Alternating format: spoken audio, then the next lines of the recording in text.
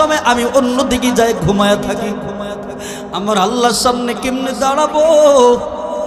আমাদের যত আকাবির ছিল, যত সাহাবার ছিল, রাতের বেলায় শেষ সাথে হাউমা করে কান্না করতেন, আমি আল্লাহর সামনে কেমনে দাঁড়াবো? নবীর সামনে গুনাহ নিয়ে কেমনে দাঁড়াবো?